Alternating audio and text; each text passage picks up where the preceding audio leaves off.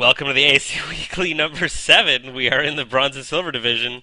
I held my breath at the end of that loading screen to get a nice big announcement out, and it took a lot longer. And I was like, oh god, I'm actually running out of breath. We are in the round of 4 now, the semifinals. We have our pretty purple Protoss, not the oh, never mind, he's red. Never mind. I was looking at. Never mind. He's red. We have the red Protoss, the redundant red Protoss. We have xEONx, a past winner of the ASC Weekly Bronze and Silver Division here at the top right of Zelnog Caverns. And at the bottom left, our first Zerg of the night, we have a pretty pink Zerg at the bottom left. Whoopassjoe, first time being casted on the ASC Weekly, so welcome Whoopassjoe. Good luck and have fun. I am Simpatico. And I am Zeltson. Welcome to this PvZ that is not a PvP. Hooray! It's not a PvP. Thank you, sweet Lord in heaven. I actually clap my hands like a walrus every time I'd see a non-PvP. Wow, I'm just like, arr, arr, arr, okay, so I arr. totally got an image of like an actual walrus with his headset on, like at a computer. And he's all like, "Don't take my bucket." With like, if anyone gets like, that. and then on the computer screen is like, there's Protosses just forgating each other. So we do have gas. So pool then gas. I'm gonna go ahead and just guess. We're gonna see some Zergling speed, maybe some early aggression, maybe a quick hatch out of Whoopassjoe. I'm gonna guess. We have seen, if I'm not mistaken, xEONx is the guy that never forgates. Is it? I think so. I could be wrong, but I mean. How viable is a 2-gate robo in PvZ? Excuse me. Your opponent you have to scout like a 7 roach rush to really want to start going 2-gate robo, unless you want to do fast colossi, which can be really dangerous. Usually the best thing to do in a PvZ is like a 3-gate sentry expand or a, I mean, you can 4-gate. You can also, there's actually also a 5-gate all-in that is really hard to stop. I was actually smurfing the ladder the other day, doing that every time I run into Zerg. So all of you bronze and silver players that got raffle stomped by some guy, maybe it was Zeltsum. It might have been Zeltsum. Well, I was smurfing under the ASCW Zeltsum one. Oh, so they probably would have known. They'd be like, "Yo, what's up, Zeltsum? What are you doing on the ladder?" Yeah, if I run into, I'd be like, "Hey guys, I'm gonna 5-gate you, just 5-gate all in." So this probe is going to die to these Zerglings. Gonna wait to see what tech path Zerg chooses to go. We often see a lot of roaches in ZVP. Roach Hydra is quite popular. He's gonna get that expansion down on 20 or so after getting a couple Zerglings for map control. Probably gonna poke into up his opponent's ramp. Maybe try and bait and attack this gateway and try and bait that zealot out and get a run by. Which what he wants to do is bait force fields. And waste force fields, yeah, early in the game, definitely use that energy. A nice play here by Eon, though, not being baited into attacking that assimilator, or whatever it's called, extractor, with his zealot, because of course that Zergling run-by could spell GG quite easily. So we do have 3 gates out so far for Eon. I guess he's going to make me eat my words. No, it's going to be a 3-gate robo, so I am not eating my words. Thank the Lord in heaven. So Zergling speed is done. I'm surprised that he's not using these Zerglings. Said it was terrible. Not that he wasn't gonna do it. Second gas now going down for Whoopassjoe. Let's see if he can do some whooping ass. Also, I want to thank all of our. Oh, by the way, Roach Warren about a quarter of the way done now, so he's going to be getting those roaches. I do want to thank all of the volunteers that help out with the ASC Weekly. Of course, there's the main staff, like Zeltsum, of course, myself, Simpatico, Vrapsack, but there's other people. For example, Dubstep has helped out. We have Delinbe. Delinbe has been helping out quite a bit, making sure that people aren't smurfing the tournament, checking out people's profiles, because it has happened, and unfortunately we have to implement that. So thank you, and I'm sure I'm forgetting a couple people, so thank you guys so much. Help the Smurfs too. Who? Sorry? The Death 25, dude. Oh yes, Death 25 XXV. I think Death XXXXXXXXV. Thank you very much, guys. We appreciate it. Also, while there's a little bit of lull in the game, Justin.tv Invitational is coming up in the next month or so.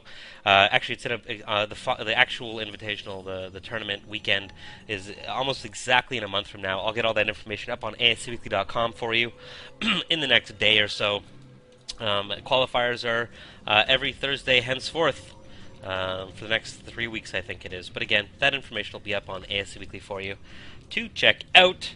Definitely want to check out their stream and stuff. There's going to be some awesome players. White Rod Damaga, TLO, lots and lots of people. xEONx as well. Another formidable player playing in that competition. But getting back to this competition, that second hatch is out and about now, getting saturated. This it's out and about, kind of walking around. I did not say oot and about. I'm gonna watch that VOD. I'm so happy we have VODs. I so did not say oot and about. Did I really? No, I didn't. Come on. I like out and about. No, come on. Okay, I'm gonna watch the VOD. Oh, it's great. Oh, I'm so damn Canadianisms. So this observer is going to see everything going on in Whoopassjoe's base. He's going to poke a little bit with these Zerglings, but they're not going to do a whole lot with all these zealots, not zealots, zealots, stalkers, sentries, Zealots, immortals on the way. and Santres. Santres. That could be a moniker, actually. That could be someone's StarCraft 2 name. What's your name? I'm Santre. My StarCraft 2 name is Santre. Screw Santre. I would call myself Entree. It's just Hey guys, I'm Hydralisk going down. I actually called this. Food. I totally called this Roach Hydra. Great composition. Get those Hydras in the back and do so much DPS while the Roaches suck up that damage. Just suck it up with a straw.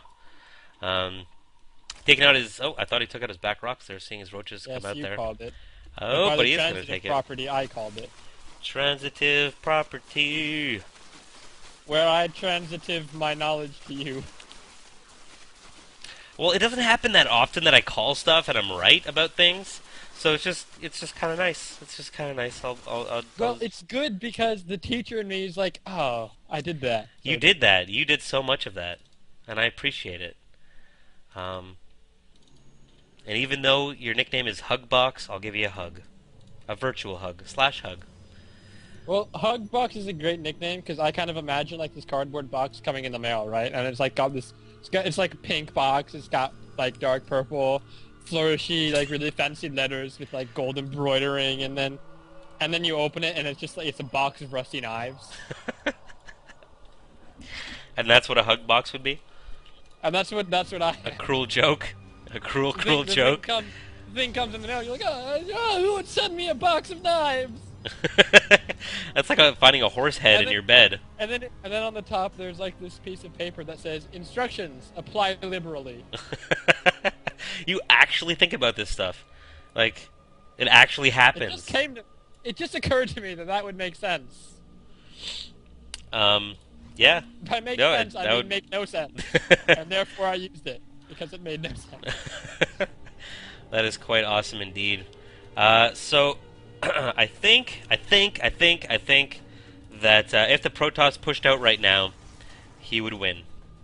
Yeah, probably. I think that doesn't necessarily mean a lot. Oh, yes, it does because the harvester count's pretty even, and Whoopassjoe is not really expanding, which is a shame because usually if you leave a Zerg alone, you let him just get a bunch of drones early in the game, and then later in the game they have like a way better economy than you, and they just kill you because they're like, I can make 80 things at once because you just kind of sat there and let them do whatever they wanted in the early game. And that's kind of what happened. Just kind of sat around, and Whoopassjoe got to do whatever he wanted, and he made some Roach Hydra, which is a little bit odd. He should have just been droning up, and like he has the right idea with his overlords here. But he really needs to spread them out a lot more so that he can really get early game spotting, so that he knows when to stop droning. That way he can drone up as much as possible, get a really strong early game economy. And his third base really should have been up a while ago. Yeah, he basically has no idea what the Protoss is doing right now. Let's take a look at his vision quickly. Yeah, he doesn't really know what's up. He has no information. He hasn't sacked an Overlord to see what's going on. He does have this Overseer, so he could go and maybe goop up a building or drop a changeling in there or something, just to kind of figure out what his opponent is doing, because he's totally playing blind right now. And actually, what it looks like is Eon is actually going to get his third base before the Zerg gets his, which is bad news for Whoopassjoe. Oh yeah, usually your plan as Protoss involves keeping your keeping the Zerg from getting a fourth base up, or keeping the Zerg from getting a fifth base up rather, while you're getting your third base up, so that you're not behind by more than one base. Because really, Protoss versus Zerg, you can be up, you can be down a base as Protoss and be okay, especially with a very highly cost-effective army, like with Colossi and upgraded Zealots. Although he's just now getting his Colossi. This is a really late Colossus tech. I don't really agree with that. I think he should be getting that up a lot sooner, because he could be starting to get Templar or whatever next tech he decides to get on 3 bases up right around now. But the third base for the Zerg is starting to come up now, and that's really late, but at least it's still coming up before the Protosses. The issue is that he should be getting his fourth up around this time, not his third, so he is a little bit far behind. Or he's a little bit further behind than he wants to be, and he's starting to fall way behind in worker count. It's now 48 to 55. So, Whoopassjoe is kind of putting himself in a less than favorable position. Yeah, I think this lead is just going to increase with for Eon. He's keeping his money pretty low. Looks like he's going to expand now. Yeah, there it goes. And unfortunately for Whoopassjoe, his money it hasn't been under 1,000 in the last like 8 minutes or so. So not spending his money too well. And I guess that's why he feels he didn't need a third hatch. But at the same time, your hatcheries are your production as Zerg. So getting that third hatch is absolutely vital to be able to reinforce armies, rebuild your armies after a big battle. It's so important. And Eon is going to break down these rocks and potentially expand to the gold as well. And nice warping of these zealots to kill those Whoopassjoe's going for the flank. Here we go. Big battle here. Oh, and he pushes in with all his roaches, and he does catch those Colossi on the back foot. No micro from xEONx until he regularly moves all his units forward, and now half of his units are doing nothing. Some nasty force fields that are really keeping the zealots from doing the damage that they want. But those immortals tearing into those roaches. Now xEONx pulling back. If he had thrown down a couple Guardian Shields, those were some decent force fields, although kind of overusing them. He's got 3 zealots back here that aren't doing anything, and it looks like xEONx is going to take care of this army, but he did lose a lot more than was necessary. God, these immortals are just so brutal. They rip through those roaches, and good call on him getting 4 of those, having seen, I believe he knew all those roaches were out there with that observer. So great choice in getting all those immortals. Looks like Whoopassjoe is feeling like he wants to put on more pressure, and he has a bunch of reinforcements coming down now. He feels like he could go for a win here. I don't know if he has enough. He needs to cut his army in half, and there he does. Great force fields there. A lot of roaches not doing anything. And those immortals just doing so much damage. That Colossus in the back roasting that Hydra. Loving that animation. And now Whoopassjoe is just going to run back and lick his wounds, try and macro up again. But he did let his opponent get this third base up, so they're on equal bases now, which is not good for our Zerg player. Yeah, Whoopassjoe has kind of